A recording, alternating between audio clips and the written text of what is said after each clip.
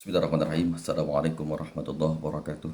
Apa kabar Ustaz semuanya? Subhanallah, alhamdulillah, luar biasa, tetap ceria. Allahu Akbar, la ilaha illallah, Muhammadur Rasulullah, inna bil khair. Sedang rahmat Allah Subhanahu wa taala untuk mendapatkan keberkatan ridha Allah Subhanahu wa taala. Mari sama-sama kita awali pertemuan kita pada hari ini dengan melafalkan basmalah seraya berdoa kepada Gusti Allah Subhanahu wa taala. A'udzu billahi minasyaitonir rajim. Bismillahirrahmanirrahim. Rabbana jidna ilma warzuqna fahma wa amalan mutaqabbala. Amin ya rabbal alamin. Bila semuanya, adapun tema kita pada kesempatan kali ini adalah qada dan qadar. Subtema takdir mubram dan takdir mu'allaq. Adapun tujuan pembelajaran pada pertemuan kali ini di antaranya adalah yang pertama menjelaskan pengertian takdir mubram dan takdir mu'allaq. Yang kedua, menunjukkan contoh takdir mubram dan takdir mu'allaq. Dan yang ketiga, menyebutkan hikmah beriman kepada qada dan qadar. Dan yang terakhir yang keempat, mengidentifikasi dalil nakli yang berkaitan dengan takdir mubram dan takdir mu'allaq.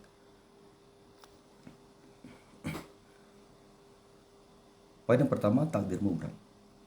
Takdir mubram adalah ketentuan Allah yang mesti terjadi dan tidak bisa diubah oleh usaha dan doa manusia. Apa contohnya? Contohnya adalah pertama, kelahiran bayi berjenis kelamin laki-laki atau perempuan. Yang kedua, kematian setiap makhluk. Yang ketiga, matahari hanya ada pada siang hari, sedangkan bulan dan bintang hanya ada pada malam hari. Selanjutnya, takdir mu'allaq. Takdir mu'allaq adalah ketentuan Allah yang mungkin bisa diubah dengan cara berusaha dan berdoa. Adapun contohnya adalah yang pertama, orang miskin yang selalu berusaha dan sungguh-sungguh disertai dengan berdoa kepada Allah, insya Allah ia dapat menjadi orang yang kaya.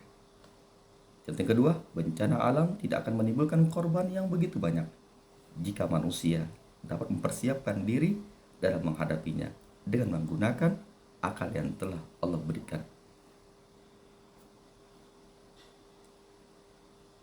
Selanjutnya, hikmah beriman kepada qada dan qadar. Hikmah beriman kepada qada dan qadar adalah yang pertama, menumbuhkan keyakinan dan kesadaran bahwa keputusan berada di tangan Allah. Manusia hanya dapat berusaha dan berdoa. Al-insan bitafkir, wallahu bitadbir.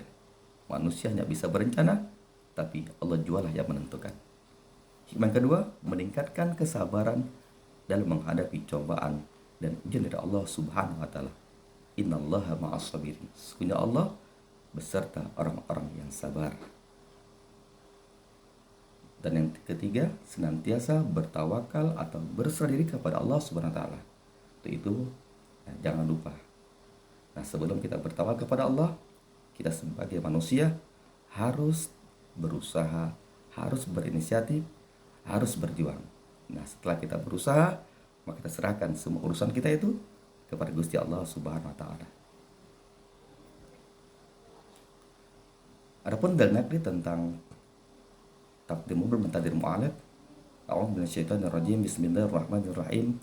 Ma asabaka min hasanatin faminallah wa ma asabaka min sayyi'atin famin nafsik wa arsalnaka lin-nasi rasula wa kafa billahi syahida. Yang artinya, apa saja nikmat yang kamu peroleh dari Allah Subhanahu wa taala dan apa saja bencana yang menimpamu, maka dari dirimu sendiri kami mengutusmu menjadi rasul kepada segenap manusia, dan cukuplah Allah menjadi saksi. Quran surah An-Nisa surah keempat ayat 79.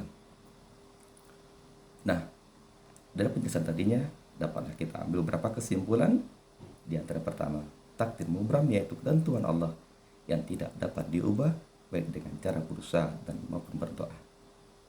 Nah, takdir mu'allaq ya ini ketentuan Allah yang mungkin dapat diubah dengan cara berusaha dan berdoa. Kesimpulan terakhir, manusia harus selalu berusaha dan berdoa untuk mengubah keadaannya. Innallaha la yughayyiru ma biqaumin hatta yughayyiru ma bi anfusihim. Sehingga Allah akan mengubah suatu kaum sampai kaum sendiri mengubahnya. Artinya apa? Kalau kita ingin dapat ranking, kita ingin nilai kita baik, nilai kita bagus, maka kita sebagai siswa, sebagai siswi harus belajar dengan tekun, harus banyak membaca. Saat yang saya banggakan, demikianlah materi kita pada hari ini. Lebih kurang Ustaz mohon maaf. Kepada Allah Ustaz mohon ampun, kiranya bermanfaat bagi kita semuanya.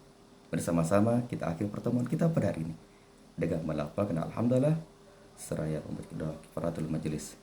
A'udzubillahi Bismillahirrahmanirrahim. Subhanallah bihamdika asyhadu an la ilaha illa anta astaghfiruka wa atubu ilaik. Akhirul kalam, liqa ma'as salamah. Assalamualaikum warahmatullahi wabarakatuh.